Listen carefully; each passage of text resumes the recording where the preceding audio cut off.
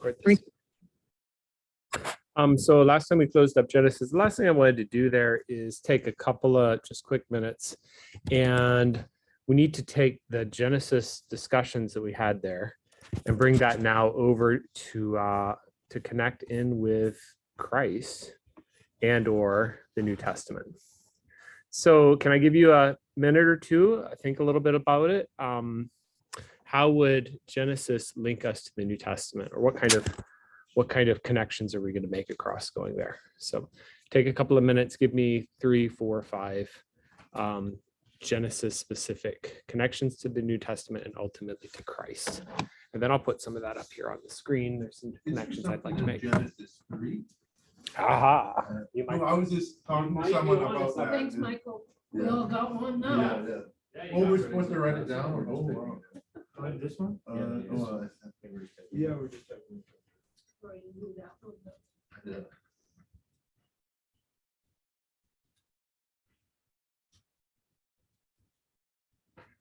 Wow.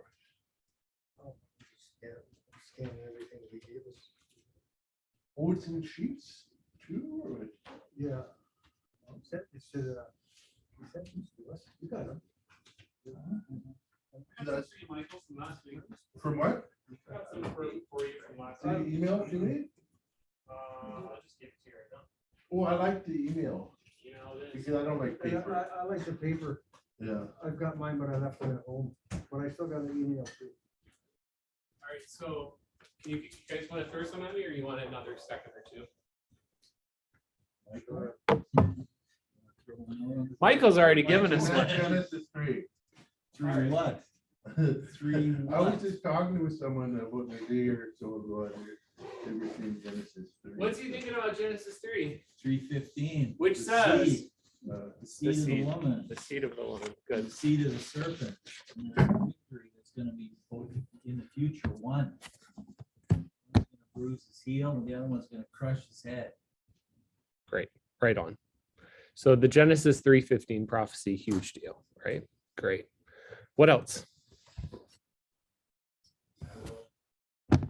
Abraham, like son of the covenant. God promises him a nation. We look at the New Testament, the nations, not just ethnic Israel, the nations, those who place their faith and trust in Jesus Christ, those are the children of Abraham. Great. Great. Solid. What are you laughing about? I said, I didn't think Israel. That's how you.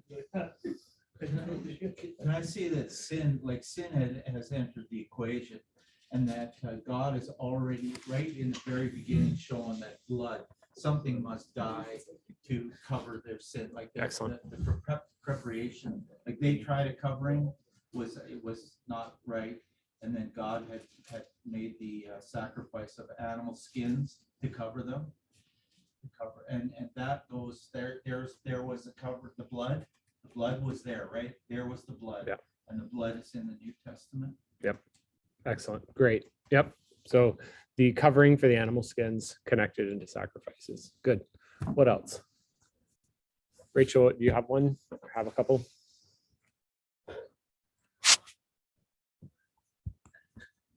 But are there any others? No worries. Here, let me show you guys. Yeah, Marjat. I was gonna say that the dispersing of the nations, like at Tower of Babel, that was pretty cool. How that It is cool. apostolic like, tongues. Yeah. How God restores that. Like, well, that will be restored later. Yeah. One nation, one race, basically serving God, bowing down to Him. Yeah. Right. Right. Solid. I got Great. one more. Great. Judah, Good. that it was going to come out of there was something going to happen with Judah. Yeah. Great. Here, I'll put it up. And this is kind of where we ended last time, but it was Genesis 49:10. But the scepter shall not depart from Judah, nor the ruler's staff, but from between his feet. I am putting it up there. I'll just take a second to get it up. Until tribute comes to him, until him shall be the obedience of the peoples. By the way, something that we might sometimes be blind to with the Abrahamic covenant, there is also a ruling kind of concept that's already coming up in there. One of the promises to Abraham is that he will have descendants and kings will come from you. So it's not just the seed, but it's also specifically like a ruling concept that's also in there. That is part of also of the information in there. Great. All right. So if there are, we good? Yes. Well, you have Melchizedek. Great. Then the book of Hebrews calls him, that's Excellent. greater than Melchizedek. Excellent. Yeah, the Melchizedek one's huge. Excellent. Good job. Good one. All right. What I did here, you guys have gotten all of the major ones. So sometimes I figured out why. Sometimes the TV grabs it, sometimes it doesn't. Just end up restarting usually. I went through and I pulled out all of, I call this intertextuality, but all of the passages that the New Testament quotes from the Old Testament. And so if I pull all of those in, that gives us a little bit of information for how to think about the New Testament aspect of this. And to do that, I ended up with these. I just called these theological headwaters in Genesis. Yay. And they are the big ones that immediately came to my mind. The whole blessing and curse concept. That's a huge deal. So one of the things we're going to go as we go further into Exodus, Leviticus, Numbers, blessing and curse is going to be just a really defining thing. The Abrahamic covenant, massive in its implications. And then, of course, the Shiloh thing that we just mentioned. But if I go down through and I pull all of the New Testament quotations out of the Old Testament, here they are. So there's the creation. God made them male and female. And so the foundation of marriage. That's not just in the Gospels. Jesus deals with the Sadducees this way, but it's also in 1 Corinthians 6 and Ephesians 5 as the theology of marriage. So theology of marriage rests on Genesis. That's a big deal. Hebrews 4 will draw from the seventh day, the fact that God rested. 1 Corinthians will draw from the resurrection passage. It'll draw on Adam. And so Adam, first Adam, second Adam. By the way, underneath this also is the Romans use of Adam, first Adam, second Adam. Romans 5, 1 Corinthians 15 are the two passages that do that. Hebrews 11 does a lot of these. It's doing history, right? So that's the by faith section. These passages are drawing from Abraham and the Abrahamic covenant. And it is, you recognize, like especially this set is using the Abraham story to argue for why salvation is, or justification is by faith. That's pretty interesting. Paul can argue for justification by faith based off Genesis, because Genesis 15:6 says Abraham believed God, and he was counted as righteous. So Paul says, I find the gospel in Genesis 15:6.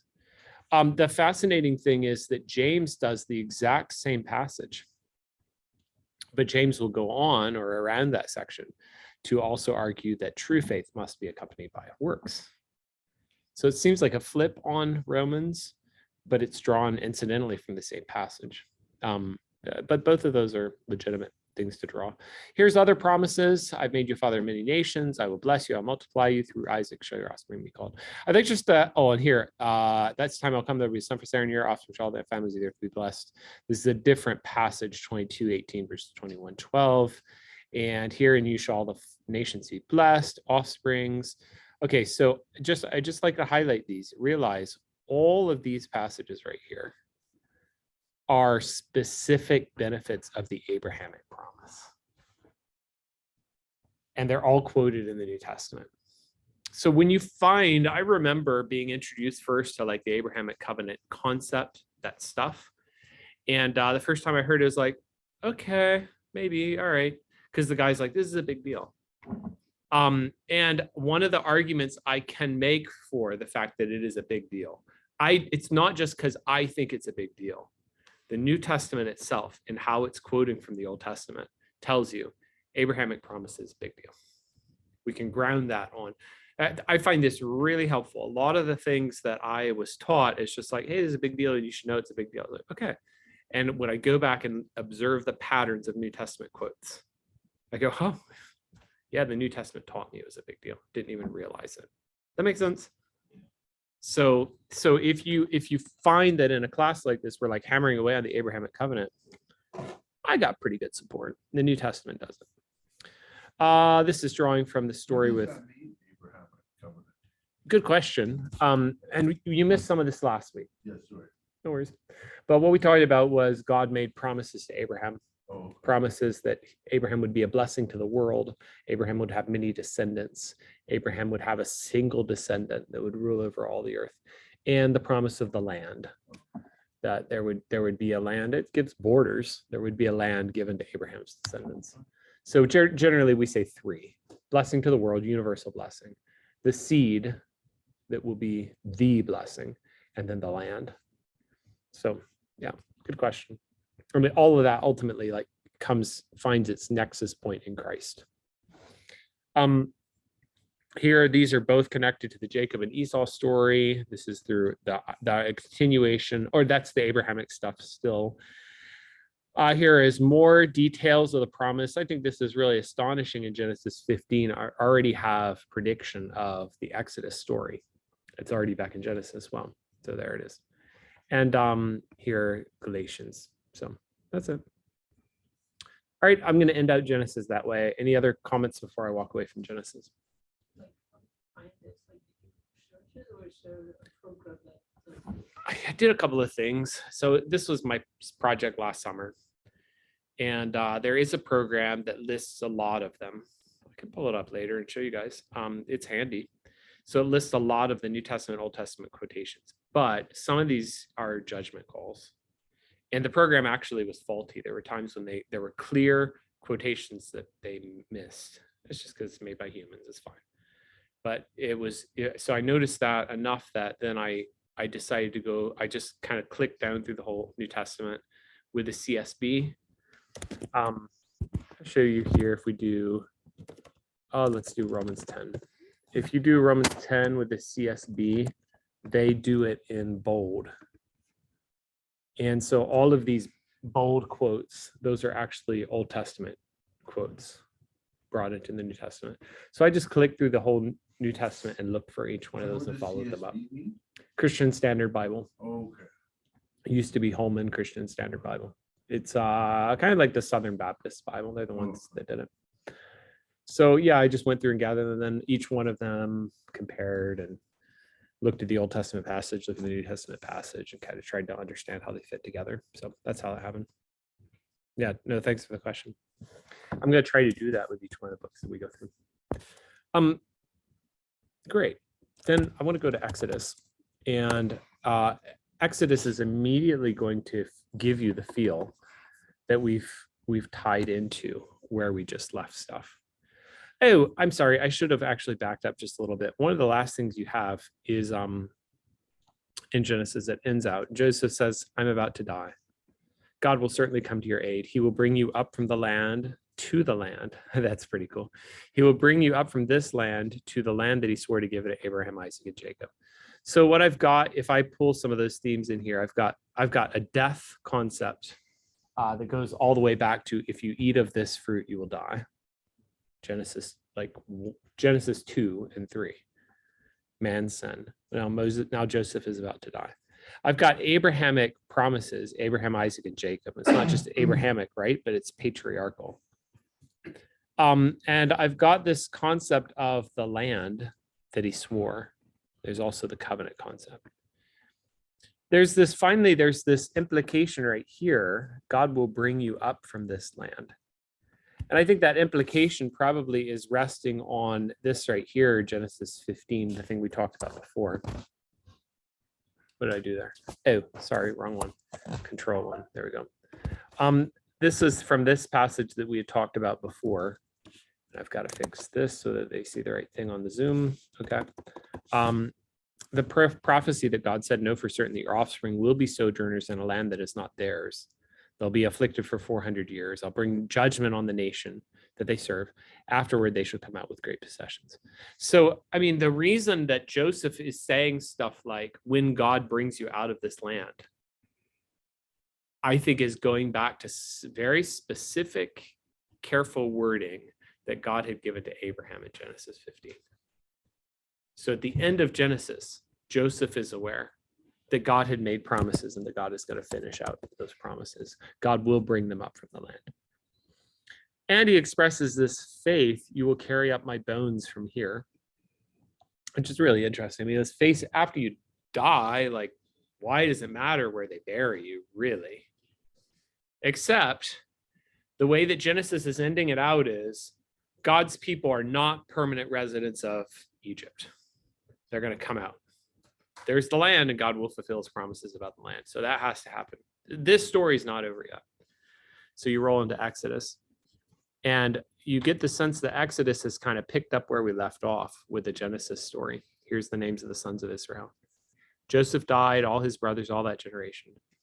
All right, what are you picking up on this right here? The people of Israel were fruitful, increased greatly. They multiplied, grew exceedingly strong. The land was filled with them. Yes. God is fulfilling his promises. Yeah. What promises?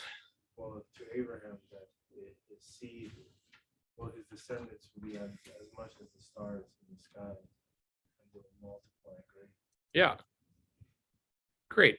God had promised Abraham that he would have descendants as many as stars of heaven.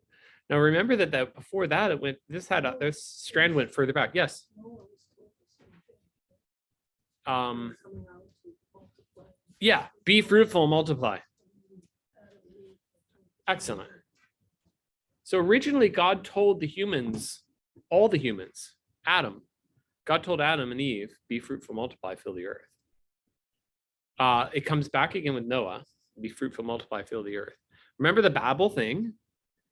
They're being fruitful and they've multiplied, but they're not filling the earth. And so God says to Abraham, "I will multiply your seed as the stars of heaven." So you're getting that kind of thing. And the people of Israel were fruitful and they've increased greatly. They multiplied and grew exceedingly strong. The land was filled with them, not the earth, but the land.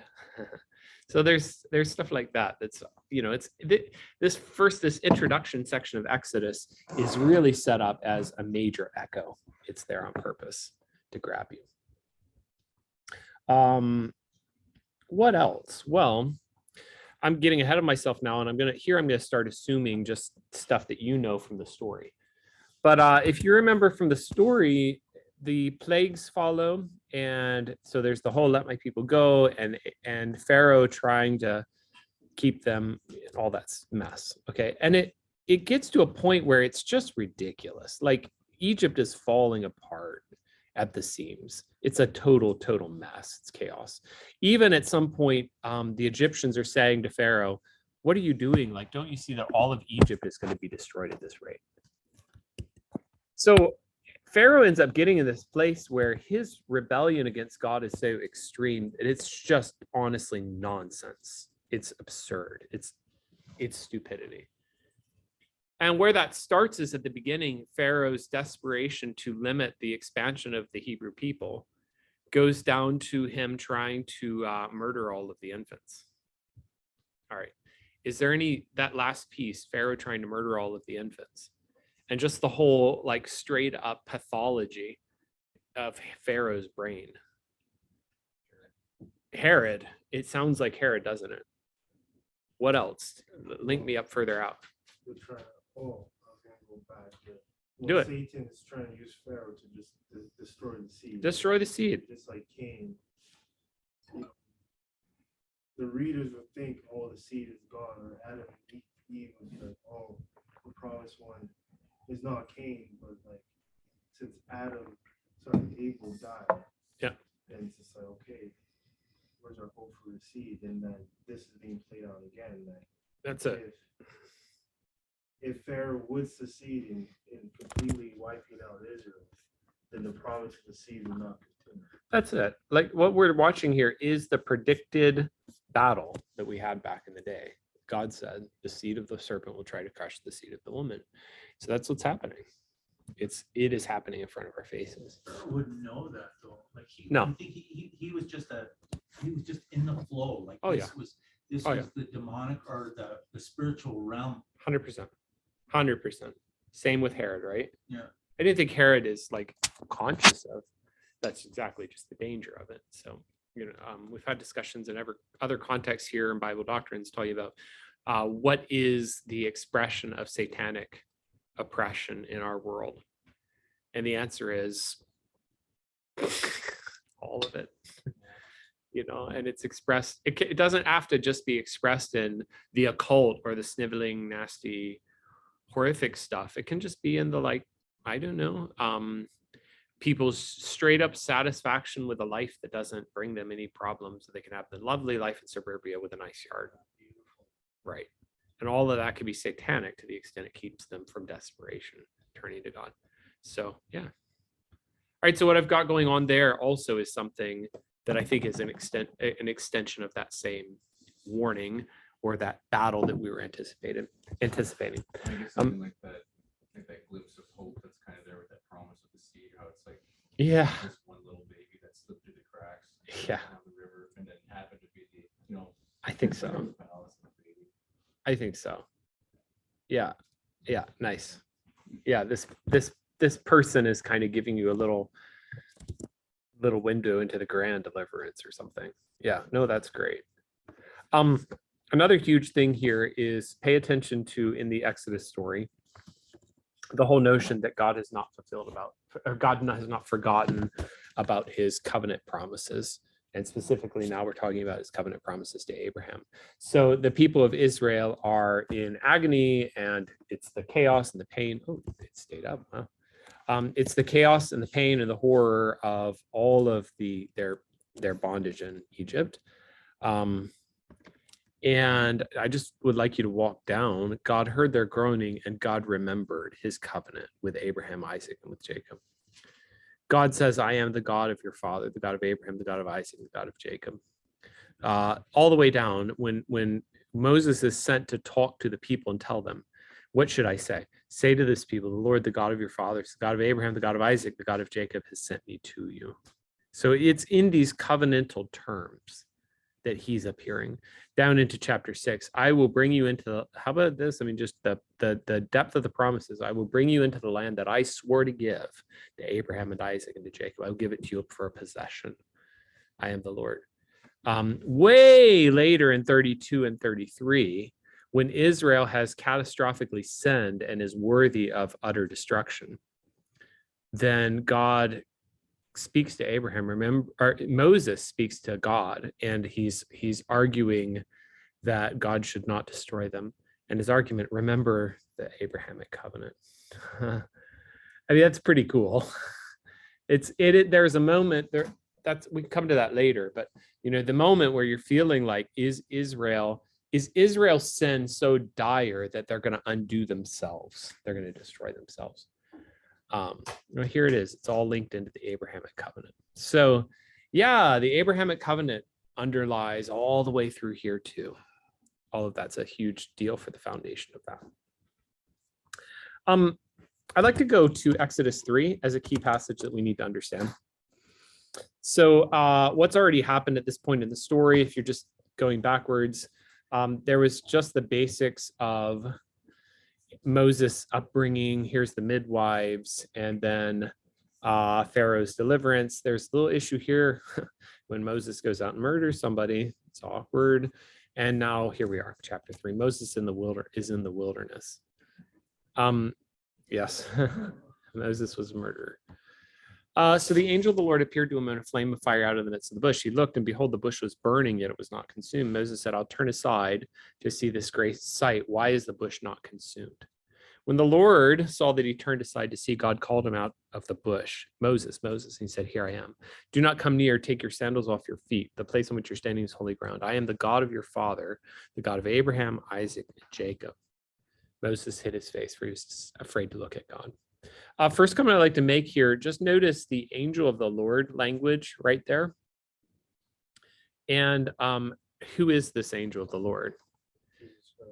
Yeah, well, yeah. The angel of the Lord appears to him. Go down a little bit in the passage, and he goes up to the bush to see, and the Lord saw that he turned aside to see. So the angel of the Lord appeared. The Lord appeared.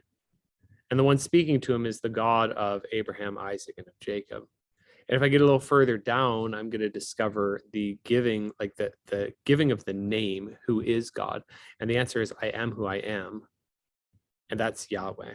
So this is Yahweh speaking, Jehovah speaking, the God of Abraham and Isaac and of Jacob. You can't have any question about who we're talking about, the word God and all of this, but also something wrapped up with the angel of the Lord. And we can build this discussion out later maybe we'll do some more stuff with this. Actually, I have you in the Google Classroom. I asked you to do a little time on the angel of the Lord. So you can work on that assignment and learn more about it. All I'll just say here for now is the angel of the Lord would be better read the messenger of the Lord, the one who speaks for God. And the angel of the Lord is going to appear a bunch of times across the Old Testament. Appears to Gideon, appears to Samson, or Samson's parents, I should say. Appears on the way out while they're traveling out to Moab to enter the land. The angel of the Lord is going to appear a bunch of times. And when he does, you're going to find it is one of the features of this angel of the Lord being that it's also equivocated with God. So it'd be like the angel of the Lord, and then 2 sentences later, the Lord. And the angel of the Lord is apparently distinct from the Lord because it's like the messenger of the Lord, the one who's sent to speak for God, or the one who's meant to represent God. So the angel of the Lord, it sounds like he's not the Lord. It sounds like he's distinct from the Lord. But when I get out a little further, then I discovered that he is the Lord. And that's a very interesting piece of information. What's going on here? And Merget said it. I think what we're looking at here is an anticipation of Jesus Christ, one who is distinct from the Lord, who is the one who speaks for the Lord. In the beginning was the Word was with God, and the Word was God. He is God. He's also distinct from the Father, so that he can be sent by God, but he also speaks for God, and he is God. It's a pretty big deal. This is not the first time that we're exactly introduced to this. You got language like this lightly back with Abraham when the Lord came to him to warn him about Sodom. But this is the first time where this is really coming into focus. This angel of the Lord person, who is this? It's a big deal for the Old Testament. So the word is that, like, are you talking about John 1:1 or are you talking about somewhere else? Yeah, I was quoting John 1:1. Oh, okay. Yeah, in the beginning was the Word. Well, the reason I quoted that is the Word was with God, so he's distinct from God, and the Word was God, so he is God. And like that, he's both distinct from God and he's God. Who is this? So that's the Trinitarian thing we're working with, right? Jesus is distinct from God. Jesus is God. So yes, and. So here, the angel of the Lord, sent by the Lord to speak for him, his messenger, and he is also the Lord. So the angel of the Lord would have been the Word? Well, the angel of the Lord is Jesus. Okay.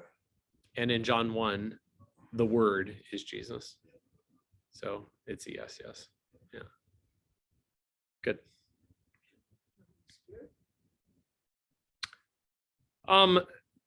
Feasibly. What there's links that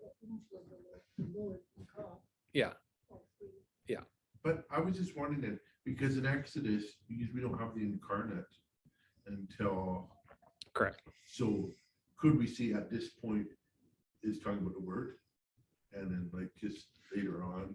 I wouldn't distinguish those out. So the reason that it said John 1 says the Word is because Jesus, the other reason I quoted that passage, the Word concept is that Jesus speaks for God. Jesus represents God. How do we know what God is like? Jesus. He's the Word. Jesus is the one who tells us what God is like. To your question about the Holy Spirit, if you go forward, it's not a slam dunk link, but if you go up to like Malachi 3 and 4:5, you have this stuff about the messenger of the covenant, and some of that gets picked up and quoted in the New Testament. And it's enough of a link that I think there's a good case.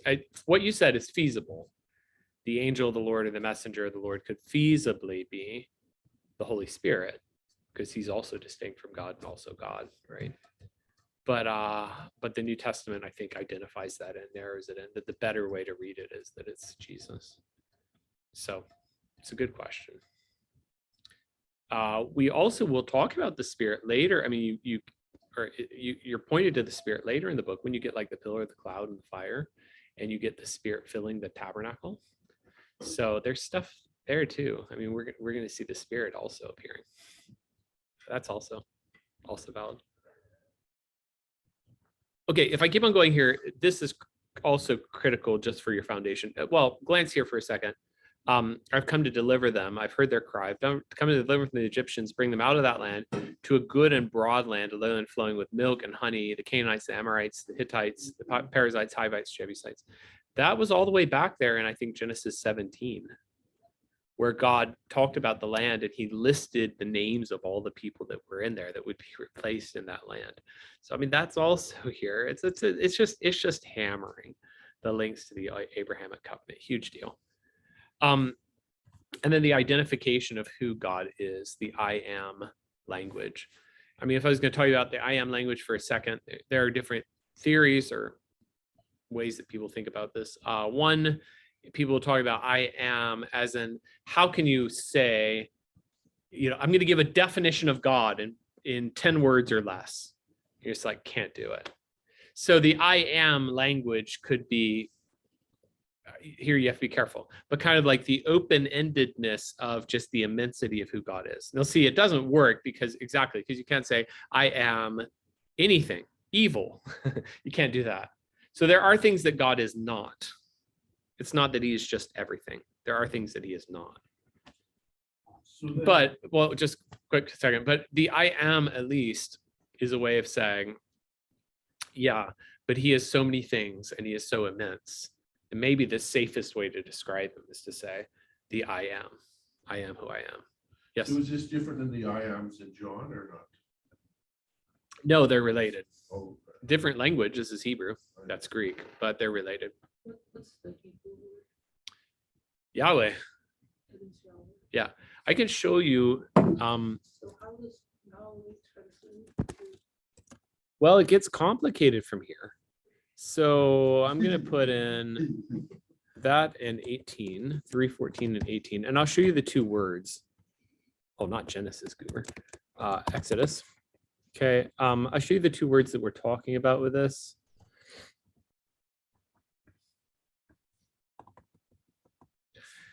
So Yahweh said to Moses, this is the to be verb, but it's in the first person. So I am what I am. All right. And that, do you see the two, like this thing kind of looks like a little house or something. And then you have the yod, the little Y, and then the other. So it's an HYH. Haya. So that's the I am. And if I found like a he is in there, then it would be a little bit even clearer because you would have the yod on the front of it. I'm just going to go down, compare that 3:18. And this is the word Yahweh. I guess visually it doesn't really strike you as much because the yod up above has become a wow, and so it's lengthened. Those are actually interchangeable, but you can see the ha. This would be the yod and the ha. They're related. They're cognate forms. They're similar enough. The other thing that's gotten complicated with this is these little dots and stuff underneath are called the pointings, but they're the ways that it helps us pronounce. And we've got two of the pointings, but it's an incomplete pointing. Basically, the deal is we don't know how Yahweh was pronounced. And that has something to do with history because Jewish people were kind of nervous about the idea that it would be mispronounced. So that one of the things they did is just they never pronounced it. And that has been lost. So that's why you hear like Jehovah, Yahweh. We actually don't know how it was pronounced. And the English, when the English has given you this caps over here, the Lord, that's the word that they're translating, is that. So when you look for all caps Lord, you're getting a translation of the Yahweh thing. But it's actually a cognate to I am. What's the little X thing in the word before? You see the little X looking like Here on the English or the Hebrew? on the Hebrew because it was above, like so 3 digits over that one. This way? No, The other way? you were on the right word. This? One word. Oh, this thing up here? No, One over. Looks like an X. Looks like an X with a double dot underneath there. The word isn't right. That Are you talking about this thing? No, No, move over this to thing. the- No, other word. Next word. Next word? Yeah, that keep one. going. That X. Yes. Older. This? That one. So if you scroll up, Yeah. that one was in front of Yeah. No, so what is? what That's is- an olive. It's just a letter. So, is it part of the name or? yeah, well, no, it's separate. It's a separate word. This right here is actually saying to him. This is a preposition If you scroll up to Sure. 3:4. right where it here, Says I am. Yeah. Who I am. Yeah. It's right there as well. right here, this one, or are you looking at that one? No. This one. Yeah. And that's that. And there's not really significance I would draw out of that. That olive on the front of that is just the way the verb is declined. When you want to say I, when you want to make it first person. Well, It's just that all that olive is doing is to tell me it's a first person verb. Down here, this olive is down here as part of the preposition, which means to him over here, and say to him. So that's the preposition. So it's not, it just so happens to be the same letter as there, but yeah. Okay. So this Exodus 3 passage, huge deal passage. Very much one to be conscious of. One other thing I'd like to put in here is the idea of God sending Moses to speak for him. Oh, I'm sorry, I never finished out the I am who I am. So that's one of the things. Another one of the things that we think could be a link is something like God exists in and of himself. He's the forever self-existent one. Yeah, deity. So he exists. He's eternal. He has no beginning. He just is. So the so in the Hebrew says I am what I am. Yeah. But here it says I am who I am. Yes. Yeah, they don't distinguish what and who the same way we do in English. It would be done the same with the same word. Personal or impersonal, it's the same. And it is kind of like Pharaoh, kind of relevant Pharaoh that he even needs to know. It's just like, well, I feel like Pharaoh doesn't even need an explanation of who this God is. He's kind of Yeah. like, just watch, you'll see.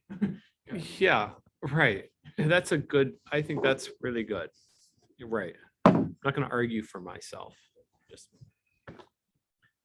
I mean, we still have the identification with in the context, but it's not to Pharaoh.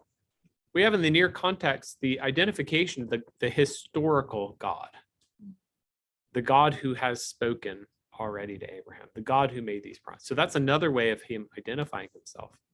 But yeah, down here, I think that's a valid point. God just Why would this is who I am. Moses want a name? To tell the people is what he says. Okay, he but could not have addressed it as the God of our he could have said that. Abram. In fact, he does. When he goes, he mentions it, to my recall. He does mention the God of our fathers. So you've got a very good point there. And what's going on here in this passage, I can't go too far down it, but what's going on in this passage is Moses will throw up an excuse and God answers it. And Moses throws up an excuse and God answers it. And we're just going like that. So it fits very much to your point, which actually raises another thing I'd like to point out here, and it's an important thing, is this is an important foundation for like a doctrine of inspiration or the doctrine of revelation or how God speaks to us. Because one of the things here is God's going to say, go and speak for me. You be my representative to Moses. Moses is supposed to represent God. And that's a huge idea for the rest of the Pentateuch. Everything that God commanded Moses, he did. As God commanded him, he did it. That's a huge idea for the Pentateuch. And it's a huge idea even for our doctrine of inspiration, because the concept is God speaks or reveals himself through human messengers. So that when I pick up my Bible and I read Paul, Peter, Jeremiah, they are speaking for God. You go, wait, is this Jeremiah or is this God? And the answer is, this is God speaking through Jeremiah.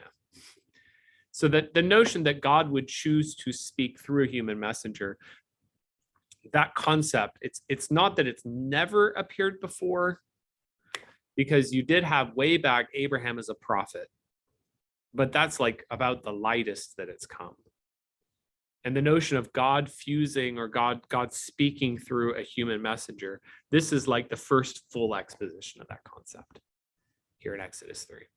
So the more I study Exodus, the more astounded I am at how profoundly important Exodus is for our understanding of the entire Bible.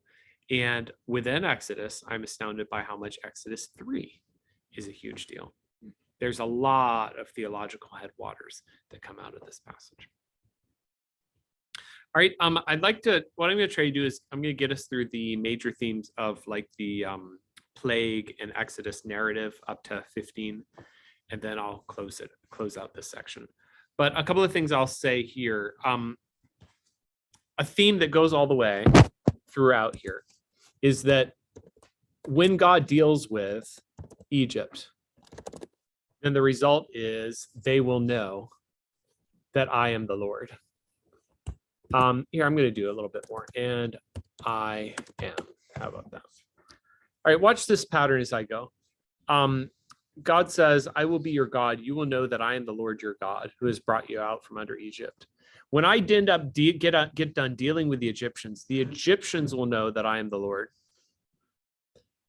You will tell in the hearing of your sons and your grandsons how I dealt with the Egyptians, that you may know that I am the Lord. The Egyptians will know that I am the Lord when I harden Pharaoh's heart. The Egyptians will know that I am the Lord when I've gotten glory over Pharaoh. They shall know that I am the Lord, their God, that brought them out. And it keeps on going. That's the end of the Exodus section. Some things that are striking to me about this is right here with this pattern, I have strong indication that God does care about the nations beyond just Israel. He's working on the Egyptians too. God's paying attention to the Egyptians and their well-being. God's working with the Egyptians. In this case, for judgment, but it's not just a God who's like, whatever about the rest of the world, but I'm focused on Israel. It's a universal, international, worldwide thing. Second, God is intent not just on dealing with the Egyptians, but revealing himself to the Egyptians. He wants the Egyptians to know that I am the Lord. So it's knowing information. And even, later on, but even the nations like outside of Israel even reference, this is the God who led them out of Egypt. Right. It's always like a key point that they even Yes. the world sees happen. Yes. So yeah. Yeah, when you get up to like Joshua and they're entering into the land to take conquest, the other nations, like I think it's is it Rahab will say, Yeah. oh, we've heard of what God did. And yeah.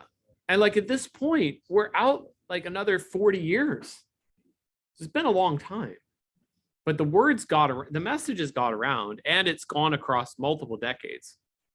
Right. So it's my whole lifetime so far, across 40 years. But it's moved all the way out there and they've not forgotten. So this is like big international news that doesn't get forgotten for a lifetime. Right. I mean, well, and let's recognize lifetimes would have been shorter, I would think.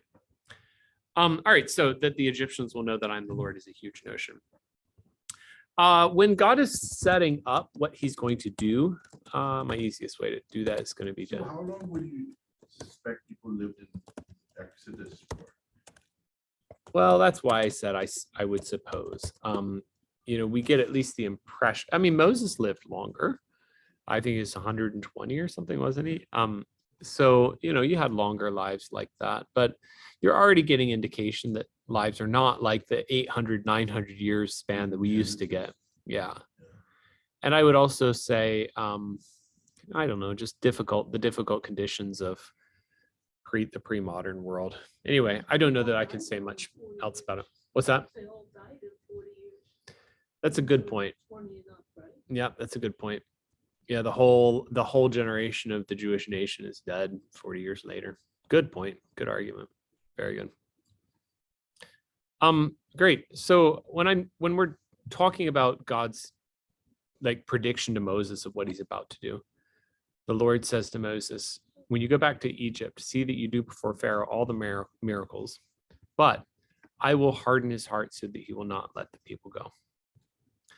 And God sets out, I'm thinking of another passage in here somewhere, but here's the one I'm looking for. Yeah. Gather all the elders of Israel together, say to them, the Lord, the God of your fathers, Abraham, Isaac, and Jacob, I have observed what has been done to you in Egypt.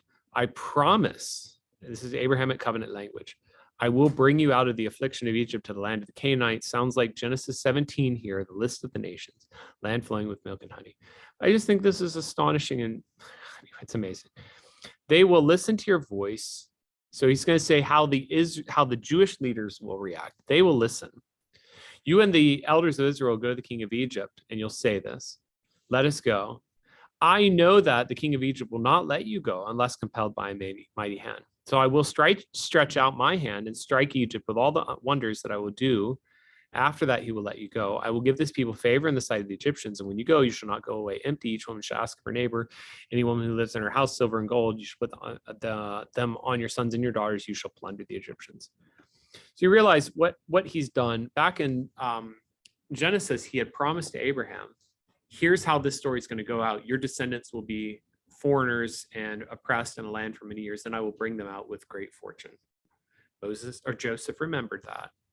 And now I'm coming ahead into Exodus, and he's recapitulating all of that. He's repeating it again, reiterating it. Abrahamic covenant language again, but now adding to it additional information, detail about how Pharaoh is going to oppress and then eventually God will deliver and all of that. I think it's astonishingly beautiful to see how at each stage of the journey, God just goes ahead and tells, like, here's the whole plan. I tell you the whole thing. It's like, this is not an ad hoc God. He's not being spontaneous, but he'll lay it out in front of them. And later we'll get into Deuteronomy where God will just set out the rest of the history of the nation of Israel. He knows all of this. It's set out all there for him. And there is this, in that too, the creation, fall, redemption, restoration thing. Because kind of like creation, you could look at like Joseph, this Israelite coming in, and Egypt flourishes. And then there's this fall when the next Pharaoh comes, like of sin, basically, and they're all slaves. Restoration, they're gonna be out. Or sorry, the Redemption. Redemption, yeah, they'll be saved. God in his might, and then the restoration. But that there's going to be this land you'll be at, milk and honey. Yeah. I'd have to think about that a little bit more and decide if I want to do that or not. I generally tend to do that 4-stage thing, like as a whole Bible history, or I'll take a theme through it. I have to think about it a little bit. I have to think about, ponder it a little bit, but yeah, cool. I'd like to talk a little bit about the Pharaoh thing. Maybe the easiest way to do this, let's do, I'm going to do harden and heart. And we'll do that in the range, in the range of Exodus. So you've got this strong pattern. God says, I will harden his heart. I will harden his heart. And so now the plagues are happening. Pharaoh's heart was hardened. Pharaoh's heart is hardened. Pharaoh's heart remains hardened. He hardened his heart. Pharaoh's heart was hardened. Pharaoh hardened his heart. So that's the pattern. Now, you don't have to agree with me on this. You really don't, because this is a discussion between good, solid evangelical scholars. And I looked at a journal article that I thought was helpful, and he was arguing against the view I'm about to say. But I still think there's a bit of a pattern here with God is saying, I will harden. This is like forward facing. But once you actually get into the narrative is moving along.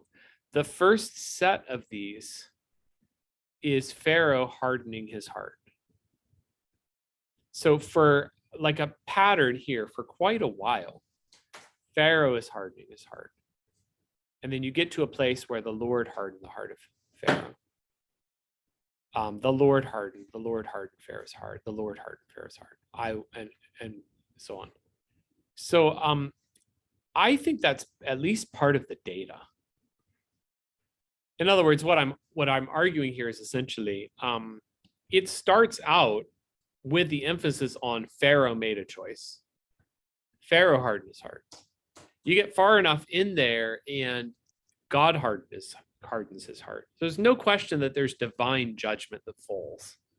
You know, I'm not going to argue here that anyway, you can't argue against the reality that God hardened Pharaoh's heart. He says he did. It's there in the text. But it is, I guess I would say something like confirmatory.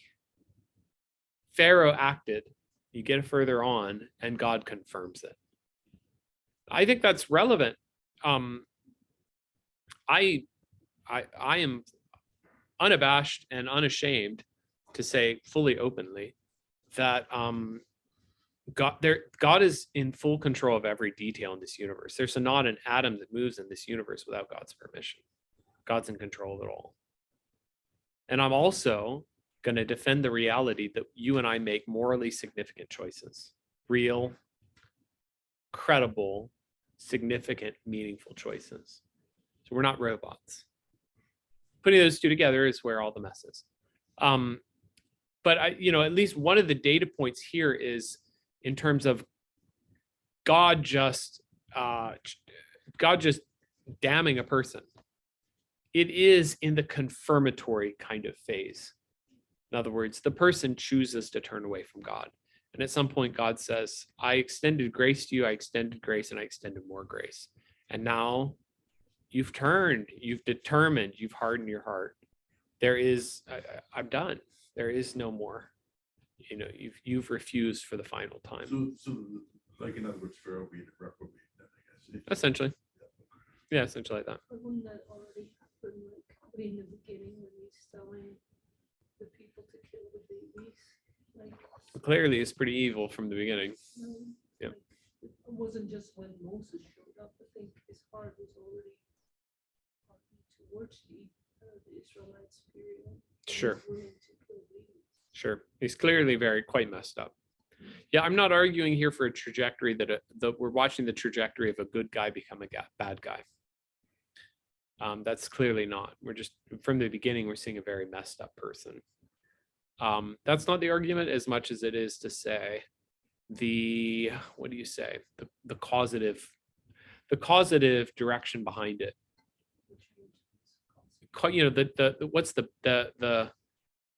What's the reason behind it? Why is this happening?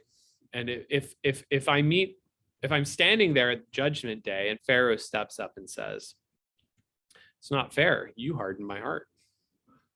The answer to that is no, you hardened your heart. Right? You hardened your heart and hardened your heart and hardened your heart. And yes, eventually God also hardened Pharaoh's heart. I was just gonna say, but God states before, I will harden his heart. Correct. In chapter 4. So God, you're saying that God already predicts, he already knows his future, that Pharaoh will harden his heart. Yep. So when you look through the account, what you're saying is that when we come to chapter 7 and chapter 8, we have the multiple accounts that says Pharaoh hardened his heart. Yep. So it just confirms what God says previously. Yep. What Or the Lord's doing at the same time, but Pharaoh simultaneously as well as choosing to harden. I can go that way. I think if you wanted to do it the way if you really wanted to go even stronger with the direction I'm going with it, you could say something like, this is summative for the whole thing. Yeah. Okay. And so when God says, for instance, when way back in Genesis, God says that XYZ is going to happen, it doesn't mean that it's already starting to happen. That's a future event. Does that make sense? Yeah. So kind of like prophetic sort of framework. I'm still really comfortable with the notion that God is in control of all things. And yes, that extends even to the choices that we make that are negative choices. Just so much. I think the biblical pattern here is interesting because you get into trouble as soon as you say God is the cause of sin or God is the reason that a person turned away. And the whole framework of the Bible is to say God is horrified. God is sickened by our sin, right? There's nothing in him that says like, I think I'm to cause this person to sin. It'll bring me glory. That's not the framework for the way the scripture speaks. And I think this pattern is interesting, at least. So there's a deeper discussion that happens around this passage. So just so you know, I'm happy for you to take the other view from me, but I'm just still fascinated by the pattern, at least. Yes. I think that, when he says the Spirit of God will not always dwell with man, like he's wooing, he's encouraged, but then eventually there's a, right. That's it. Yeah. And it ought to grab us. I mean, with fear. Yeah. Right. Yeah. Didn't assume on his mercy forever. I think it's. No, go for it. I think it's interesting too how even after in each of those ones, anyways, how it says that Pharaoh's hardened his heart and God hardened his heart. Either way, after there's an action from Pharaoh that is outright sinful, he refuses. Yes. Yes. It would not listen. To yes. So it does also put the emphasis on Pharaoh sinned, and it's Yes. on him that Yes. he sinned. And even all the way through where he finally does let them go, it's not that he repents. I know. He turns around and goes and chases them. Well, that's the other thing I'd like to comment on here is by the time you get done with this plagues narrative, you're just looking at Pharaoh and you're like, this guy has a serious pathology. Like, this is absurdity. If you're watching your kingdom destroyed piece by piece, at that point, you should be like, get these people out of here. And that's pretty much where the Egyptians end up by the end of it. Like, don't you see that all of Egypt's going to be destroyed? So, and there's other stuff. There are indications, I think plausible indications, that as you go down through the plagues, each one of the plagues is associated with a certain Egyptian god. So he's just making a mockery of your gods. He's destroying your whole civilization and way of life. Like, that's a pathology. And after all of that and all the demonstration of all that has all of how that is gone, to then chase them out into the wilderness to try to bring them back. Like, you think you're going to win this now? Like, how's this working out for you, buddy? So, I mean, it's just pathological by the end. And I think that is part of the data, is you're supposed to come off the end of this and go, sin is pathological. I mean, it really is. You get around serious sin and watch it. It's pathological. It's insanity. Because Moses asked him, well, when do you want me to? Yeah. Yeah. Tomorrow. Tomorrow. Like, how about right now? But no. You know that the court's like, they're like tormented by all this, man. Tomorrow. And Yeah, that's Yeah, Marjette. Well, what strikes me about this study is this, like, Pharaoh's heart and his responses towards God, like, describes me in my walk with the Lord at times, where I'm struggling with sin. And I say I'm sorry, I'm trying to repent to God. Yeah. But as I'm praying to God, I'm trying to repent.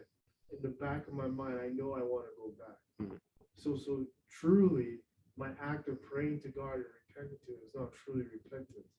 If I have this, I haven't completely forsaken the sin. Yeah. If I'm still plotting it in my mind, and just how we brought up, at the end of it, He says, go.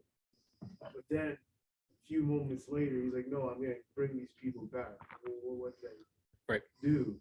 It just brings me, like, to several accounts, me struggling with sin. I say, okay, I'm done with this. I repent, Lord. But then the very next day, I go back to it. It's like, I don't know my very action. It's just like, and it just brings back to my mind, like Cain, when God counsels Cain, like, sin's desire is contrary to you, you must rule over it. Yep. Like, this is a man that is consumed by sin. Like, sin Yes. makes you stupid. Sin makes you stupid. That's well said. And the sin leads to his death too. Because Correct. he gets Yeah. all the way even into the Red Sea. What's that? Romans 7 verse what? Well, it says that, Paul's saying, the things that I want to do, I can't do, or Yep. don't. Yep. It's sin in us. There's a thing in us that That's will scary. always, that will be. It while is. we occupy here on earth. It's just part of us. Yep. But praise to God, we have the Praise to God. Could you see that, like, Biden and Trudeau Not are going there. reprobate, or could you see that? Not going there. Here we go. Where's it going? Yeah, say something, Joel. Say it. Or could you say something like our prime minister, like, he hasn't had the truth revealed to him or something like that? No idea. Like, what? I don't know him. I've never had a conversation with him. Don't know the man. Not going there. All right, so we're back in Exodus. One or two other things I'd like to say here. Take a look sometime at the, and let me get this shared over so that we're getting the recording right. There we go. Take a look sometime at the specific plagues. And what I'm doing here is a comparison of, on the bottom, here's the Exodus plagues, the boils, the blood. Oh, I see what I'm doing. Yeah. So this is not comprehensive of the plagues, but all I did is I pulled out the plagues down here that matched up with the plagues in the judgment in Revelation 15. And the pattern is enough that I think there's something there. So back here with the boils, you have you know, in Revelation, they talk about sores. Down here, you have the boils. The Nile turns to blood, 2 of the plagues in Revelation 15. What do the 1 to 7 represent? Oh, these are 1, 2, 3, 4, 5, 6, 7. The 7 seals, bowls, trumpets. These are the 7 trumpets. The final set of judgments in Revelation. The sun scorching with fire, there's not a parallel for that really. The total darkness, yeah, back in Egypt, there was total darkness. Here, this is not obvious, but if you look at Revelation 15, they prepare for final battle. The demons come out, and it says the 3 demons came out like frogs. Whether you buy that or not, I don't know. Earthquake, hail, the city was divided. Down here, you had fire mingled with hail. Anyway, I think there's enough going on in Revelation 15 that it's not, I don't think it's accidental. I'll go further than that. And if we're comparing this in the Revelation context, so let me get us to Revelation 15. Yeah, so here's it is it is it an accident that you have the 7 angels, the 7 plagues? I don't know. And is it it's interesting here, they're standing beside a sea of glass mingled with fire, and they sing a song, and it's a song of praise. But it's kind of striking that they sing the song of Moses, the servant of God, and the song of the Lamb, standing beside the sea. If you go back to Exodus 15, after it's all done and the Exodus has happened and all the victory, they stand beside the sea and they sing a great song of victory. And if I go down here in Revelation 15:5, right after this, I looked, and the sanctuary of the tent of witness in heaven was opened. And out of the sanctuary came the 7 angels of the 7 plagues.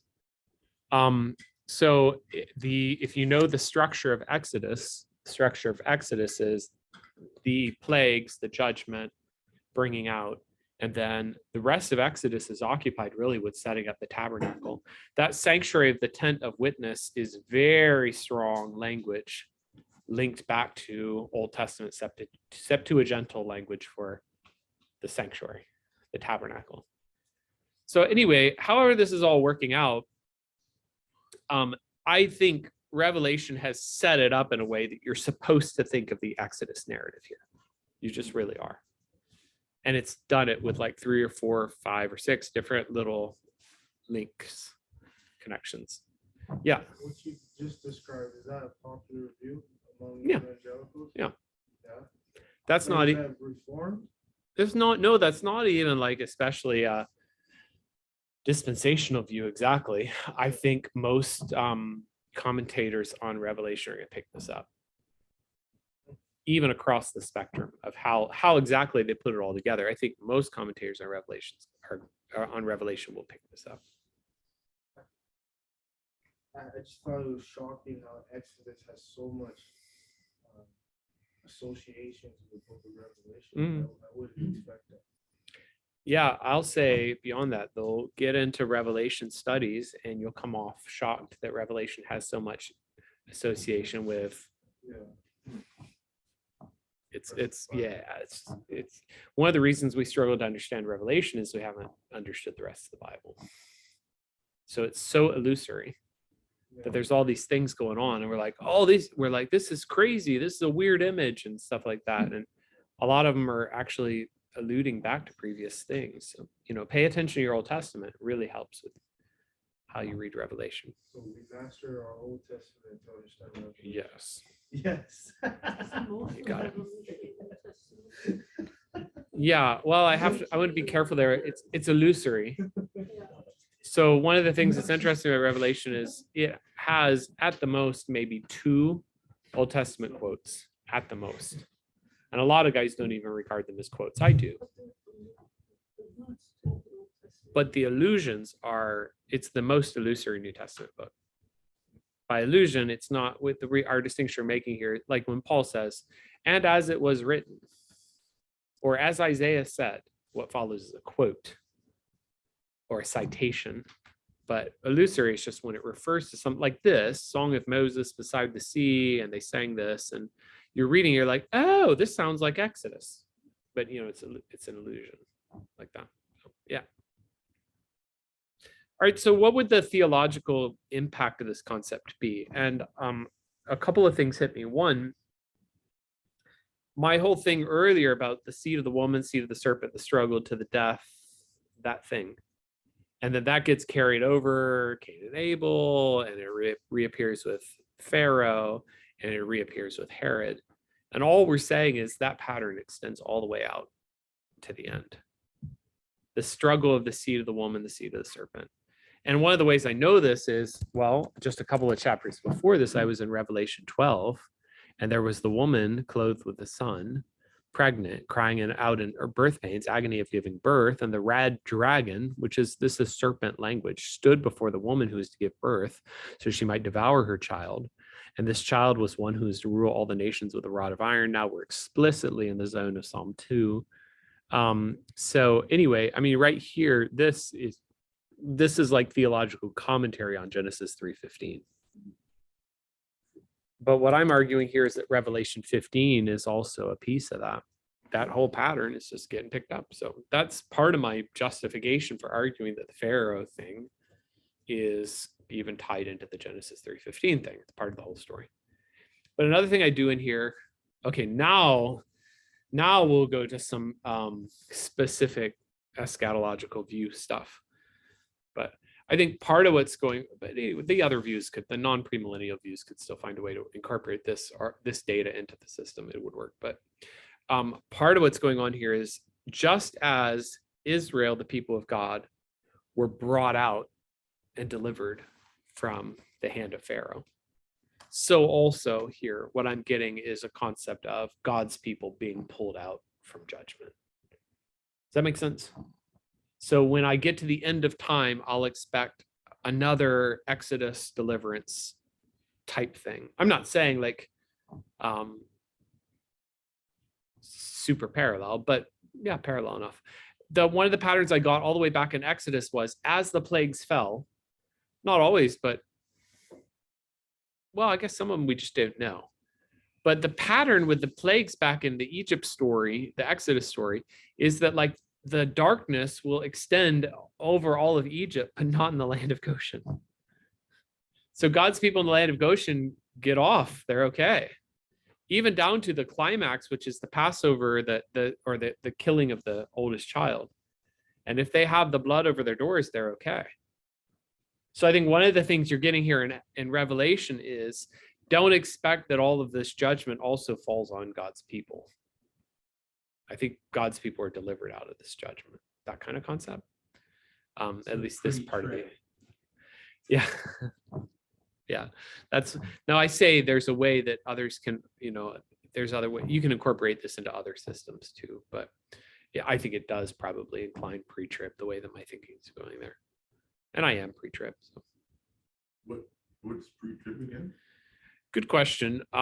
In your views of the end of the world, the tribulation, the time when God puts judgment on the world for, again, depending on how you put it all together, but I believe 7 years. So that makes me a premillennialist. Pre-trib means you believe that God will remove his people from earth before that all starts up. Oh, So the rapture, if you've heard people talking about the rapture, yeah. Which could happen even before this class is over. right, Yeah. right. Twinkling on that. And it And then what about the 1,000-year reign? yeah, that would come after, and we call that the millennium. Is 1,000 years of goodness or what? Yep. Oh, Yeah, on my view, my understanding of it, God removes his people, 7 years of judgment, Jesus returns, judges the earth, but how is there 1,000 years of goodness Jesus. If all the believers are gone? No, so Jesus returns to reign and he returns with believers, Serious? You'll Yes. be there. Wow. and 1,000 years of Jesus' good reign. Charlie too. What? No, but I don't understand. Like, so you're saying he raptures the people? Yeah. And he brings them back? Mhm. Amen. What? And the saints. Back to earth? though? Yes, yes. Yeah, as opposed to, I've never heard of that. The Like, new earth, the new earth? yeah, the new heavens and the new earth. no, Yeah. but that wouldn't be there with the sinners though, right? For the period of the millennium, yes, It would be. for 1,000 years. And at the end of that 1,000 years, there's a final rebellion. Which that is like Which what? That, like, That strikes you as So weird. we'll have, the but we'll all have to covenant land. rebuy a house and send vehicles or whatever. I didn't think you won't care too much about them. Still doing real estate. If there's real estate, I'll buy from you, Michael. All right, so yeah, I think we've got some ties that are going between Exodus and Revelation that are helpful. Really good. Okay, let me make sure. I think that's everything I wanted to do with Exodus. Yeah, so let's take a break. So I'll just take like a 5-minute break or something because we don't have too much time left in the class. Take a 5-minute break. We'll wrap up Exodus and I'll try to introduce you to Numbers. And I have I've redone the 1-page guide, so I'll give that to you as So well. that everybody that's saved, Okay, here's one thing I'd like to, this is just a core passage or key passage. This is right after Israel has gone out. This is Exodus 19. And so we're just talking about a couple of months after they've left Egypt, came to the wilderness of Sinai, and they encamped in front of the mountain. So think Exodus 19, Exodus 20 is going to be the giving of the law. So that's the significance of it and its placement here. And the Lord called to him out of the mountains. So like this, you will say to the house of Jacob, to tell the people of Israel, you yourselves have seen what I did to the Egyptians, how I bore you on eagle's wings, brought you to myself. Now, therefore, if you will indeed obey my voice and keep my covenant, you shall be a treasured possession among all peoples. For all the earth is mine. You shall be to me a kingdom of priests and a holy nation. These are the words that you shall speak to the people of Israel. There is like there's a conditionality in this. If you will obey my voice and keep my covenant. A conditionality that I don't find back with Abraham before. I mean, with Abraham, certainly, for sure, once you got a little further in with Abraham, it was just like, this is what I'm going to do. But here I have this, if you will obey my covenant, then you will be my treasured possession among all peoples. All the earth is mine. You shall be to me a kingdom of priests and a holy nation. Why would it be conditional like that? Well, I mean, God has promised that Abraham's descendants will be a multitude, there'll be a nation, the Messiah is going to come from them. He's promised the land to Abraham. Those things are expressed unconditionally. This is what I'm going to do. I think probably the conditional component of this is not to say corporately all of Israel, as much as, let's say, as the nation exists, the people that are standing there that are hearing him say this, if they will obey God's voice and keep his covenant, then they will be a treasured possession and they will be a kingdom of priests and holy nation. Incidentally, these people who are standing there right then, hearing God say that, are going to die in the wilderness. Their children are going to enter the land, right? Incidentally, as Israel's history goes on, you're going to see generation after generation that does not obey God's voice or keep his covenant. That's going to be a huge pattern with the nation, and they're going to perish. So, I mean, in terms of this, you can see why God would state it in this conditional way. Because for them to be a kingdom of priests and a holy nation, does that apply to, let's say, the nation in the time of Ahab or under Manasseh, or when they're in, that just under the worst of Israel's kings? Oh, sorry. the king Like, was- are they oh, kingdom of sorry. priests during that time? Yeah, I mean, when you've got periods of Israel's history where they go into the temple and they dig around and they pull out and they're like, oh, we found a copy of the law of God, and they read it and they're like, oh, that's what this says. I mean, one of the contentions I would have is we sometimes talk about Israel and its law as if this is the way they did things. And I'm not sure that the law we're going to read about here in the Pentateuch, I'm not sure that Israel ever remotely obeyed in terms of civil code, sacrifices, the temple, and the way everything's that work. I'm not sure that it ever actually worked the way it was supposed to work. It's like, you set out and you say, in your marriage vows, here's the way it's going to work. And then, for the entire history of your marriage, it never is like that. So people come back later and they want to study what your marriage was like. So they read the vows and they're like, okay, this is the way it was. It's like that. Here's the ideal, and Israel never got anywhere close to it. Yeah. So to answer your question, like, no, like if they were a kingdom of priests, a holy nation. Right. No. Right. They were more like the pagans of the land. Correct. That's it. Priests that God called them Yes. to be. You're implying like, when does that fit in is the question. I guess what I'm working at is I'm trying to explain why you have this conditional component to it. Why would that conditional component be there? Because I mean, and you guys were chatting about eschatology stuff, I do believe a future for ethnic Israel. You could look at this and go, oh, well, it's conditional. They failed. And so therefore all bets are off. To which I would say, well, actually there I'm falling back on the Abrahamic covenant. There's stuff there that's attached to the land and Abraham's descendants that wasn't conditional. Why would this be conditional? I think this is conditional because every generation of Israelites makes choices about whether they're going to enjoy blessing or cursing. And this whole generation, incidentally, was a failure. They were washed up. What's the handout? Sorry, in the. This one is, the one we're on is just Exodus. The one I gave you guys, yeah. Yes, Mirsha. Could you make this connection with redemption or in redemptive history? No, I think so. How God, he calls Abraham, he elects a certain nation. Yeah. But then Moses in the law, you can view it as in the New Testament language, sanctification. Yep. How to walk in a holy manner before God. So you come to the New Testament where we're chosen by God, we're a royal priesthood, all these things. Yep. But now in our walk of sanctification, we have these laws to live by. Well, you know what? I'm not. I'm Yeah. trying to say like it's like a foreshadow. Yeah. There's a connection here. Yeah. I'd be a little careful there about drawing a 1-for-1. So I think the history, particularly probably the most discussion of this has been in the Reformed tradition, which I like their discussion here. I'm open to this erodes a little bit my my dispensationalist card, but I'm open to like the third use of the law, the ongoing authority of the law in the life of the believer. Not that we're under the law as they were under the law, but that the law is our guide for ethical living. Can you just go So- through a dispensation? Yeah, well, let me finish this out because we'll end up we'll get ourselves lost in there.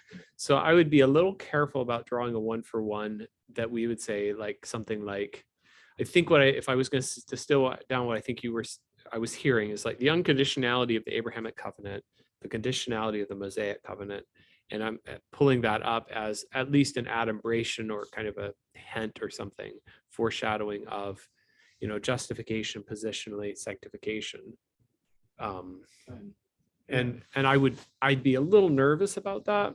And one of the reasons I'm a little nervous about that is I never see the New Testament arguing that way. So I'm reserved.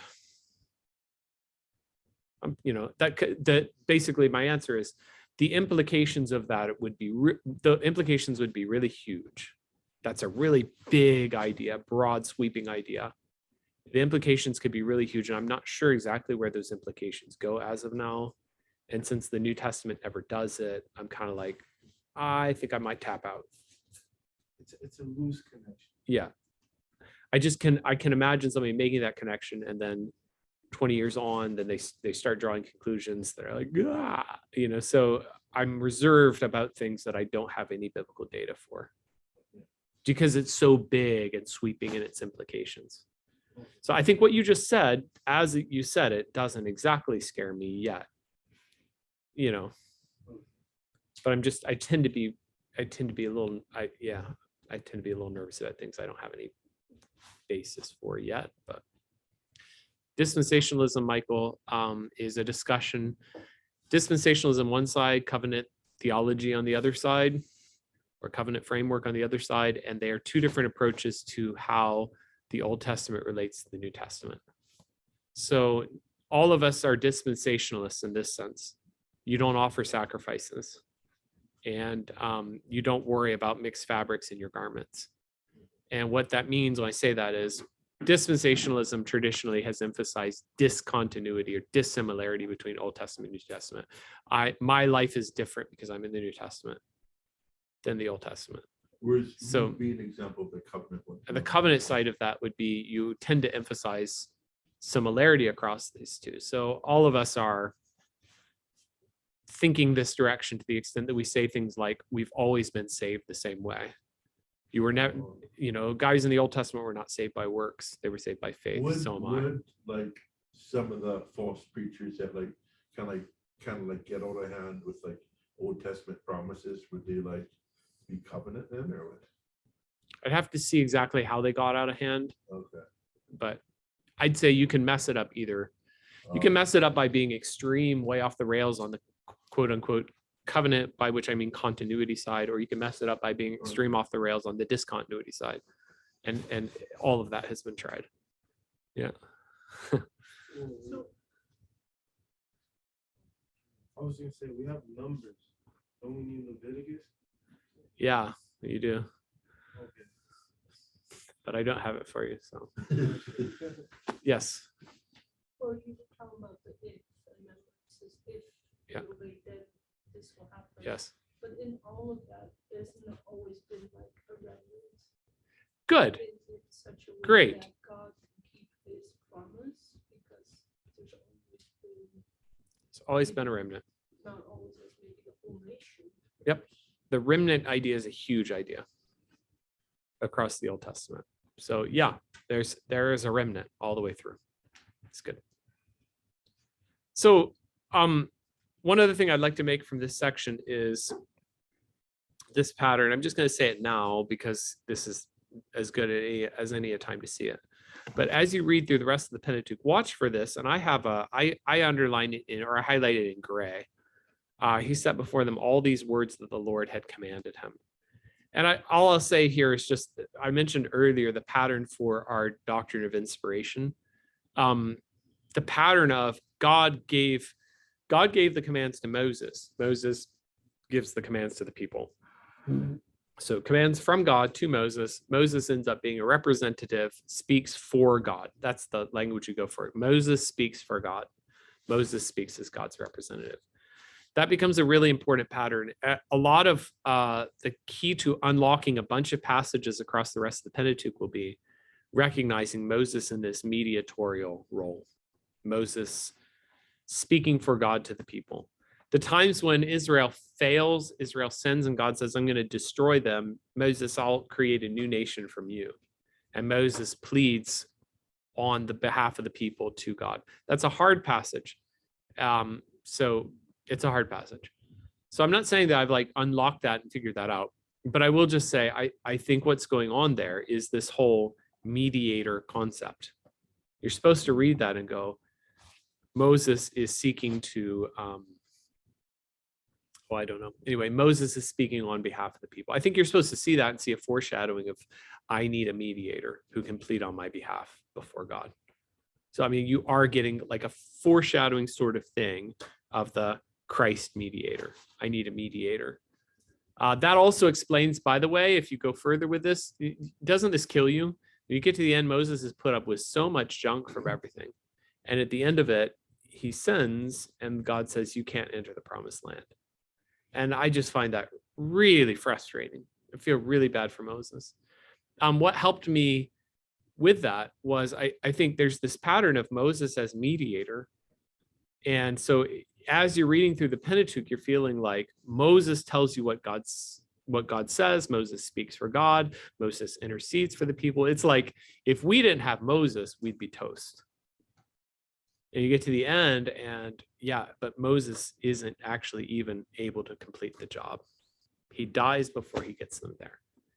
And the reason I think I can stand on that pretty strongly is because Hebrews 3 and 4 argue exactly this way. God promised them, you're going to enter into my rest. And then he says, but Moses was not enough to bring them in there. So we needed Joshua. Well, the better way to interpret is Jesus, who brought them in. So that argument at the beginning of Hebrews 4 is built on this exact observation. And that helps me explain why Moses doesn't enter the promised land. Moses is the mediator, but he's like the Old Testament pattern is so strong all the way through. He's the mediator that speaks for God, leads the people of God, intercedes for the people of God, and at the end, he is not enough. David is the king that rules righteously, and at the end, he doesn't. Solomon is the king who rules with wisdom. We need a wise king, except he's not wise enough because he still blows it, right? And all of the prophets speak for God, but then they're insufficient. You know, it's like, yeah. So all of the Old Testament is basically that. We need somebody like this guy. Oh, but he's not enough. Right. And it all points us to ultimately to Jesus. That's pretty exciting. All right. I'd like to talk about the Ten Commandments for a little bit. Wait. Yeah, go ahead. Before we talk about the Ten Commandments. What about, We will not yet talk about the Ten Commandments. Marjette has a question. but what about chapter like 12 all the way to 18? I mean, That whole section, we not can talk part- through it, but Okay, it's just a time thing. never mind. No, I mean, No. well, let me comment on it then. So basically up to 14 is the Exodus deliverance. 15 is the Song of Moses, or the Song of Moses and the Song of Miriam. And then, yeah, thanks for bringing this, Farrah. The end of 15, Israel fails. 16, Israel fails. I think 17 also, to my memory, yeah, Israel fails. So you've got this insertion there where it's like,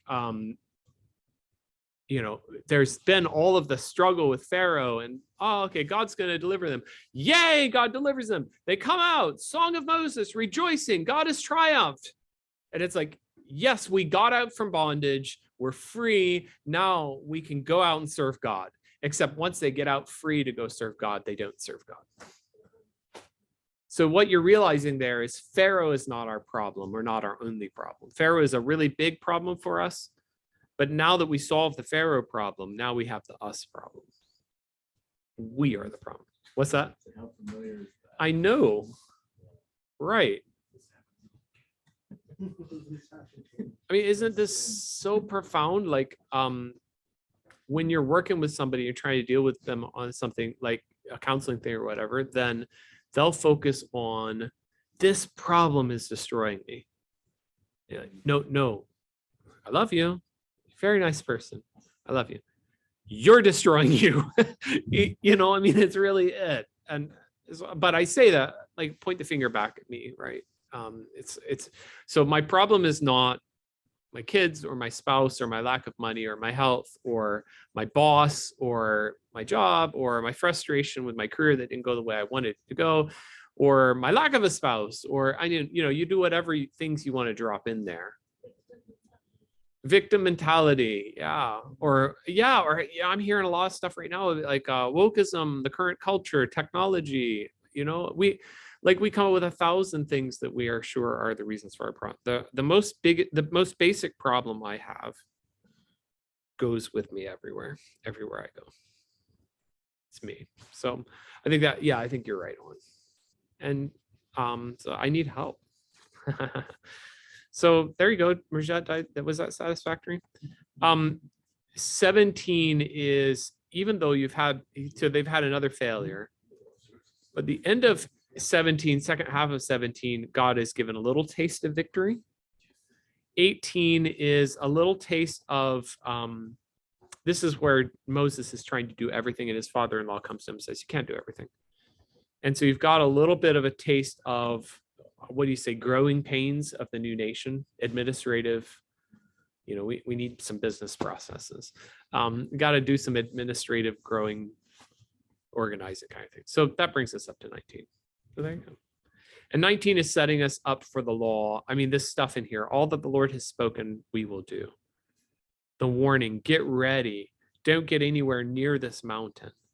There's the whole mountain trembling greatly. The people are afraid. Warn the people. Okay. Which brings us to chapter 20. So a couple of things I'd like to say about chapter 20. Put this in here. I didn't think I did. Too bad. So I'll have to I can pull it up over here. Understanding Exodus 20. next time you read down through Exodus 20, take the time to notice, we hear commands, the 10 commands. By the way, if you ever have you come across the Catholic framing of the 10 commandments, they have a different numbering system. And if you really want to check this out, Wikipedia will break it down for you. There's different. There's the Orthodox. What's that? They take number 2 out completely. Yeah. Yeah, they separate out the last one and so that you can get 10. The reason we do 10 is because elsewhere it refers back to the 10 words. So we know that there are 10 commandments. We just disagree about how to divide them up. I think the Reformed view is the right view, but the Lutherans have another way. Orthodox churches have another way. So there's a lot of variation how people break it up. What I would like you to pay attention to more so than that is next time you're watching some of this, take a look at the theological grid that goes all the way through. We can do that. I underlined it in blue. And then I have the yellow, the Lord your God. So, I mean, here's the stuff that's not underlined is like the commands themselves. But I mean, look around it, the blue, I am the Lord. I brought you out of the land of Egypt. Why should you not make yourself a carved image? Because I, the Lord your God, am a jealous God. Don't take the Lord's name in vain. The Lord will not hold him guiltless who takes his name. So there's a theological basis. Why should you remember the Sabbath? Because I made the earth in 6 days and I rested on the 7th. Why should you honor your father and mother that your days may be long? You get to this last set of commands and there aren't those reasons exposited out. But I just to recognize these 10 commands or these 10 words are profoundly theological. And noticing the yellow all the way through, the Lord your God, they're profoundly based or built on God and his nature. Who is God? It's built on that. That's the foundation for the whole thing. Okay. Second thing I'd like to highlight about the 10 commands, 10 words, is there is a direct structure as you go down. I understand, people sometimes talk about the 2 tables of the law or 2 halves of the law. So I understand all the way down here, 1 to 5, and 5 is like transitional as more focused on a person's relationship towards God. The second half, including 5 and going down, so I'm understanding 5 kind of like an overlap as more focused outward, horizontal. So vertical, horizontal, my relationship towards God, my relationship to the people around me. So I think that's also helpful for how you think about it. A couple of other things to comment on it. I think some of these are really helpful and really profound, or at least they helped me think better about the 10 commandments. So we're back to here. Yeah, I would summarize them out something like this if I wanted to try to say what they all, I'm summarizing them out like kind of like theologically or in a way that we would immediately grasp. No other gods. Because of who I am, I demand exclusive loyalty. No image can be a substitute for me. I think the concept of that goes, how can you represent accurately using wood and stone the true God? Anything you do is going to be a massive cop-out. Number 3, respect even my name. I think the reason for this is a whole concept of like honoring God's name as a proxy for his person. So it's respecting the person of God. If you respect his name, you respect everything that he is. Honored the day when I created the earth. By the way, this is the difference between Exodus and Deuteronomy. Exodus will base it on the 6 days in which God created the earth, and Deuteronomy will recall the Exodus event. And so it'll say, you should rest on the Sabbath day because I brought you out of Egypt. So there's a little bit of a change there that I think is interesting. Honor the people that gave you life, protect life itself, protect the exclusivity of the sexual relationship, personal property, represent the truth accurately, don't desire what is yours. Just did an ethics course. This was super helpful for me to think through ethics, really helped me all the way through. But other things I'd like to say about the 10 Commandments.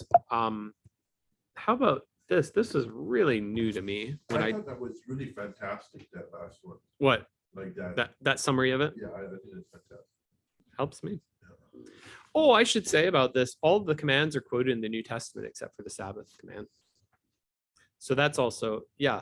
So if you do this kind of thing, like, well, the 10 Commandments, that was the law, but that's over with now. Nope. New Testament quotes them all. And I could show you the data on that. I have it. So yeah, that's easy to demonstrate. Okay, here was a big one. I shouldn't have shown it to you yet. You look down these commands, and one of the points I'd like to, oh yeah, one or two things. All of the commands overlap with each other, and there's a way that you can take each one of the commands and you can expand it out. I'm pretty open to a very expansive reading of the commands. Just pick something random, like do not murder. If I go to the New Testament, James will say that murder could be also by dishonoring the person that God has made in his image. And Jesus will also say, when you call your brother a fool, then you fall in judgment, or you come under this command. James said that? Well, James is doing the image of God thing. So why do you murder Oh, right. murder and devour the one made in the image of God? From one fountain would you get both pure water and Talking about the tongue, no? yeah. So I can be pretty expansive with murder like that. I would go further out. Respecting life or valuing life would even come down to like using your own life well. Clearly, this would forbid suicide, but valuing life, not wasting it. So you've been given the gift of life. Value the gift that God gave you and use it well. Don't throw it away. And so I'm not I don't know that I would just come to someone who, let's say, was frittering away his life with endless stupidity. Just it's like huge chunks of his life are going away to video games or whatever. I don't know that I would come right to him and be like, murderer. But I might talk him through a process of saying life is short. And so if I just sat here on a table and I had $1 million on here, and you guys are all sitting here watching me, and every once in a while I just take, a couple of grand and just rip it and throw it down. Each time that happens, you're just like, oh, right. Bothers you a little bit. What a waste. Throw it down. Well, that's what you're doing with your life. It's just like, here, a couple days, a week. You're like not realizing that you just don't have that forever. That goes away. Right. So, I mean, what I'm trying to argue here is pretty quickly you can move from any one of the commands to almost unpack a full ethic for all of life. So that's what helped you with the ethics course. Yeah, it's very helpful. I would say, and just to take some time, this takes a little bit of time. You have to kind of come up with little tricks in your head to do it, but it can be pretty helpful. If you can't reproduce this list off the top of your head, don't beat yourself up about it. But maybe it can be worth sitting down for a little bit of time and getting to where you can say them all. Is this in the drive, this thing? No, I can put it there. Oh, But if you just Google the 10 Commandments, make sure you look for the Reformed version. But the reason I say that's helpful is as I continue going on with reading the rest of Exodus, Numbers, Deuteronomy, Leviticus, as I did reading the rest of the Pentateuch, one of the things I found myself doing is as I would come to the different commands, I would write the number over on the side because it would be other stuff. It would be like a manslaughter law, a law about the accident. If you have an ox and it's been in the habit of goring but then you don't tie it up, now you're responsible because you should have tied up your ox because you knew it did this before. That's manslaughter. And it was helpful to me to memorize the commands and know which, like the murder is the 6th command, so that when I got there in my reading, I just put a 6 over by the side of it. But it was helpful for my reading of the rest of the Pentateuch to pay attention to some of that and just see that like a lot, not all, but a lot of the rest of the Pentateuchal laws are actually unpacking these. Not all, but a lot. So that's, I think, a worthwhile investment of a little bit of time. Memorize the 10 and even be able to be like, stealing, which command is it? And just be able to pop that out. Okay, last thing I'd like to say is the laws ultimately point to Christ. And there are different ways I could talk about this. For instance, when I get to Matthew 5, Jesus says, do not think, Matthew 5:17, do not think that I came to abolish the law. I did not come to abolish the law, but to fulfill it. Paul, building on this, is going to say Christ is the end of the law for righteousness. Hebrews, the entire book, arguably, is an argument that Jesus Christ is the completion of the law. Jesus brings something better than the law. He fulfills the law. But that whole notion, Jesus fulfills the law, what does that mean? And if we were thinking strictly in our standard, like Protestant framing of it or whatever, from the help that Luther gave us, then we might do it in the sense of, well, Jesus obeyed the law, therefore he won righteousness and by his act of obedience. And so then he credits that righteousness to us so that we can be counted righteous in the sight of God. And that's a very valid reading of it. But I'd like to go beyond that to say, you can read the 10 Commandments and every one of the 10 Commandments would point to Christ and highlight Christ as uniquely the fulfillment of that. I'm getting this from John Frame, from his Doctrine of the Christian Life. But how about this? The first, worship only God. Jesus is the only one worthy of our worship. This is a big deal. In the temptation of Christ, Matthew 4, 9, and 10, Satan says to him, worship me and I'll give you all of the rights to earth, and et cetera, et cetera. And Jesus says, no, you should worship only God. And he quotes this command. But if I get to chapter 28, twice in chapter 28, and actually it happens earlier too, 3 times in the book of Matthew, people worship Jesus. And you would have to say that the evangelist, Matthew, if he assumes that Jesus is anything less than God, it would just be Jewish orthodoxy to say they worship God, but Jesus was horrified or something, like to let that stand. Right? I mean, it's like in the middle of the narrative, be like, and so then they turned and they worship some idols and then just keep on going. Anyway, at best, it leaves very ambiguous the question of whether that was an ethical behavior or not. It never addresses it. And these are people to whom Matthew is speaking sympathetically at this point. Anyway, they worship Jesus, but Jesus himself is the one who quoted that God is the only one we ought to worship. What is that saying? Jesus is nothing less than God. He's worthy of our worship. Yes. So then basically like how the world will basically worship pretty much anything that was created. So then all those things are essentially idols. 100%. Yeah, that's why Michael, way to go. You're doing exactly what I said a little bit earlier when I said you can take the murder command and you can expand it out and it can be a full ethic. So what am I doing when I choose this thing that God said is awful and I say, no, but that'll bring me joy.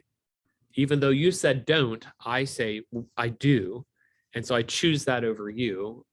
That's idolatry. I worship this thing over God. Colossians actually views sin as idolatry.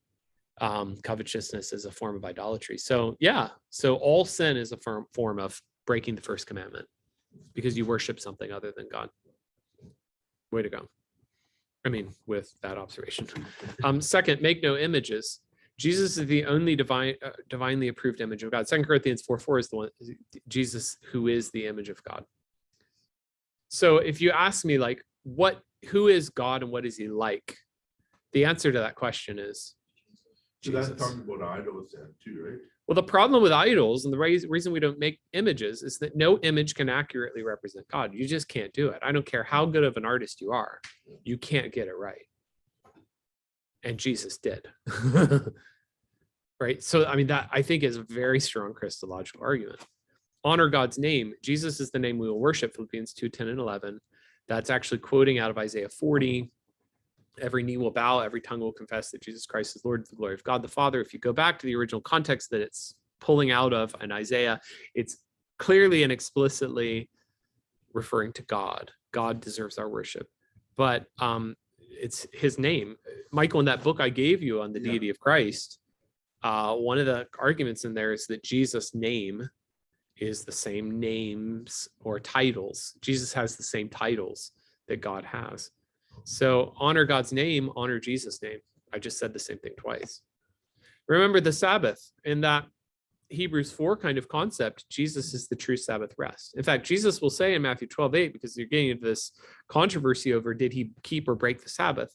And Jesus will answer that I am the Son of Man is the Lord of the Sabbath. Jesus tells you what Sabbath keeping is. by definition, I really, really, really dislike this. People sometimes argue that Jesus broke the law. Wrong, really wrong. They are completely misunderstanding the Gospels. But the one that they will see is on, well, Jesus broke the Sabbath. No, Jesus broke people's traditions of the Sabbath. Yeah. But by definition, Jesus always kept the Sabbath. And by definition, because Jesus is the Lord of the Sabbath. So if Jesus says this is Sabbath keeping, it is now Sabbath keeping. He's the Lord of the Sabbath. And Jesus is, Hebrews 4, Jesus is ultimately our rest. He's our Sabbath rest. Honor and father and mother. Jesus honors his father. Like I'm talking in a John kind of Gospel of John kind of category, his heavenly father, the father who sent him. Jesus honored his father as we failed to do that, so that we can become children of God. But Jesus honors the Father that we scorned, and in the end of that, we call God our Father. Do the last ones, do not murder. Jesus is the giver of life, the Lord of life, and the foundation of resurrection. Yet he suffered the consequences of our sin. He was murdered in order to give us So life. even being really angry with someone could be murdered. Right? Or- Yes. Yes. I do not commit adultery. Marriage, ultimately, I think actually the ultimate point behind marriage is pointing to Christ's exclusive relationship with his church, that God loves his people. Do not steal. Jesus is our supreme treasure and our inheritance. So the reason I don't need to bother being covetous is because there is no possession worthy of my treasuring. Jesus is my treasure. Do not lie. Jesus is the truth. This is the John 14:6, the way, the truth, and the life. Do not covet. The whole point with coveting is desire something like, ooh, I want that would bring me joy. Do not covet. Jesus is the standard of beauty. Jesus is our true sufficiency. So anyway, I think there's a way that I can go through every one of these commands and absolutely come out with a strong pointing to Christ kind of Can framework you for put them. that in the thing too? Sure. Yeah. I'm glad you like it. All right. It's all about the heart too. Yeah. you know, Yeah. Because really, it's not like you show them, you show them. You don't even want to when you have the relationship. Yes. You don't even desire to do those things that we still fall off to. It's not our desire. Yes. to do those things. That's good. Stuff that I did not get to today in Exodus, we need to talk about the Passover. We need to talk about Israel's big failures, which we actually hit there in chapter 17, 16, 17, 18, and then the temple. But maybe you can think about that this next week. Why do we go from this into this big, long narrative? Basically, the rest of it, 25 to 40, is all about Israel and the temple. So anyway, we'll pick that up next time. But I need to let you go, and I need to go home because I've been gone all day. So thank you. That's it.